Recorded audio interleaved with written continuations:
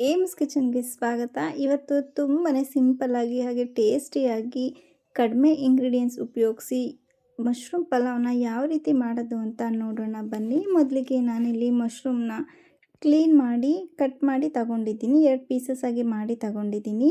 ಇದಾದ ನಂತರ ಮಸಾಲೆ ರುಬ್ಬೋದಕ್ಕೆ ಹಸಿರು ಮೆಣಸಿನಕಾಯಿ ತಗೊಂಡಿದ್ದೀನಿ. ಒಂದು 8, 9, 3 ಗೆಡ್ಡೆ ಬೆಳ್ಳುಳ್ಳಿ, ಅರ್ಧದಷ್ಟು ಶುಂಠಿ ತಗೊಂಡಿದ್ದೀನಿ. 1 ಹಿಡಿಯಷ್ಟು ಕೊತ್ತಂಬರಿ ಸೊಪ್ಪು, 1 ಹಿಡಿಯಷ್ಟು ಪುದೀನ ಸೊಪ್ಪು, ಒಂದು 3 ಪೀಸಷ್ಟು ಚಕ್ಕೆ, ಒಂದು 4 ಲವಂಗವನ್ನು ತಗೊಂಡಿದ್ದೀನಿ. ಹಸಿ ತೆಂಗಿನಕಾಯಿ ತುರಿ ಹಾಕ್ತಾ ಇದ್ದೀನಿ. ಟೇಸ್ಟ್ ಅಂತೂ ತುಂಬಾ ಚೆನ್ನಾಗಿರುತ್ತೆ. ಒಂದು ಅರ್ಧ ಬಟ್ಲಿನಷ್ಟು ಹಾಕಿದ್ದೀನಿ. ಸ್ವಲ್ಪ ನೀರು ಸೇರಿಸ್ಕೊಂಡು ರುಬ್ಕೊಂಬನ್ನಿ. ಇದಾದ ನಂತರ ಒಗ್ಗರಣೆಗೆ ಸ್ವಲ್ಪ ಎಣ್ಣೆ ಹಾಕ್ತಾ ಇದ್ದೀನಿ. ಇದಾದ ನಂತರ ಪಲಾವ್ ಸ್ಪೈಸಸ್ ಹಾಕ್ತಾಯಿದ್ದೀನಿ. ಚಕ್ಕೆ, ಲವಂಗ, ಓಂಕಾಳು, ಮರಾಠಿ ಮೊಗ್ಗು, ಅನಾನಸ್ಸು ಎಲ್ಲ ಪ್ರತಿಯೊಂದು ಕೂಡ ಹಾಕಿದ್ದೀನಿ. ಕಲ್ಲುವು, ಕಸ್ತೂರಿ ಮೇಥಿ. ಇದಾದ ನಂತರ ಈರುಳ್ಳಿಯನ್ನು ಒಂದೇ ಒಂದು ಸಣ್ಣದಾಗಿ ಕಟ್ ಮಾಡಿ ಸೇರಿಸಿದ್ದೀನಿ. ಚೆನ್ನಾಗಿ ಅದನ್ನು ಕಂದು ಬಣ್ಣ ಬರೋವರೆಗೂ ಚೆನ್ನಾಗಿ ಎಣ್ಣೆಯಲ್ಲಿ ಹುರ್ಕೊಳ್ಳಿ. ನಂತರ ರುಬ್ಬಿದ್ವಲ್ಲ ಮಸಾಲ ಅದನ್ನು ಸೇರಿಸ್ಕೊತಾ ಇದ್ದೀನಿ. ತುಂಬಾ ಸಿಂಪಲ್ಲಾಗಿರುತ್ತೆ, ಟೇಸ್ಟಿಯಾಗಿರುತ್ತೆ. ಮನೆಯಲ್ಲೇ ಇರುವಂತಹ ಪದಾರ್ಥವನ್ನು ಉಪಯೋಗಿಸಿ ಮಾಡುವಂಥದ್ದು. ಈಗ ಸ್ವಲ್ಪ ಅರಿಶಿಣವನ್ನು ಸೇರಿಸ್ಕೊಂಡು ಎಲ್ಲನೂ ಕೂಡ ಚೆನ್ನಾಗಿ ಮಿಕ್ಸ್ ಮಾಡಿಕೊಂಡು ಅದು ಹಸಿ ವಾಸನೆ ಹೋಗಬೇಕು. ಅಲ್ಲಿವರೆಗೂ ಕೂಡ ನಾವು ಚೆನ್ನಾಗಿ ಇದನ್ನು ಬೇಯಿಸ್ಕೋಬೇಕು. ಕೊತ್ತಂಬರಿ ಸೊಪ್ಪು, ಹಸಿಮೆಣಸಿನಕಾಯಿ ಎಲ್ಲ ಹಸಿಯಾಗಿ ಹಾಕಿರೋದ್ರಿಂದ ಚೆನ್ನಾಗಿ ಬೇಯಿಸ್ಕೊಳ್ಳಿ. ಇದು ಚೆನ್ನಾಗಿ ಒಂದು 10 ನಿಮಿಷ ಫ್ರೈ ಆದ ನಂತರ ಮೊಸರನ್ನು ಸೇರಿಸ್ತಾ ಇದ್ದೀನಿ. ಮತ್ತು ಧನಿಯಾ ಪುಡಿ 2 ಚಮಚದಷ್ಟು ಧನಿಯಾ ಪುಡಿಯನ್ನು ಸೇರಿಸಿದ್ದೀನಿ. ಟೊಮೊಟೊ ಸಣ್ಣದಾಗಿರೋ ಒಂದೇ ಒಂದು ಟೊಮೊಟೊನ ಸೇರಿಸಿದ್ದೀನಿ.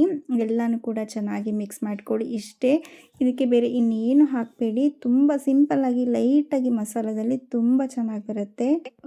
ಒಂದೇ ಒಂದು ನಿಮಿಷ ಆದ ನಂತರ ಮಶ್ರೂಮನ್ನು ಸೇರಿಸ್ಕೊತಾ ಇದ್ದೀನಿ. ಮಶ್ರೂಮು ತುಂಬ ಬೇಗ ಬೇಯುತ್ತೆ. ಒಗ್ಗರಣೆಯಲ್ಲಿ ತುಂಬ ಹೊತ್ತು ಬೇಯಿಸ್ಕೊಂಡ್ರೆ ನಮಗೆ ಮಶ್ರೂಮು ಅನ್ನೋ ಜೊತೆ ಸಿಗೋದೇ ಇಲ್ಲ. ಹಾಗಾಗಿ ಮಧ್ಯದಲ್ಲಿ ಹಾಕ್ತಾಯಿದ್ದೀನಿ. ಒಂದು 2 ನಿಮಿಷ ಹಾಗೆಯೇ ಕೈ ಆಡಿಸ್ಕೊಳ್ಳಿ ಅಷ್ಟೇ. ಇದನ್ನು ಜಾಸ್ತಿ ಬೇಯಿಸ್ಕೋಬೇಡಿ.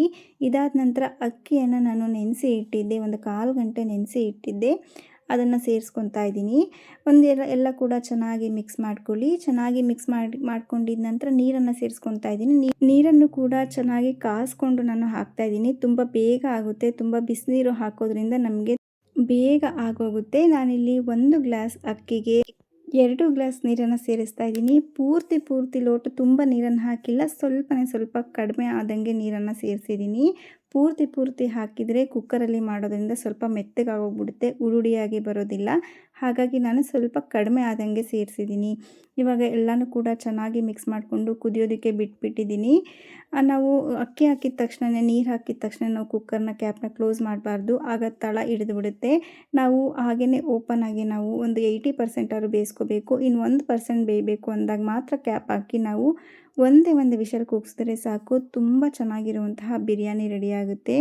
ಎಲ್ಲೂ ಕೂಡ ಅಂಟೋದಿಲ್ಲ, ತಳ ಕೂಡ ಹಿಡಿಯೋದಿಲ್ಲ. ಅಷ್ಟು ಸೂಪರಾಗಿ ಬರುತ್ತೆ.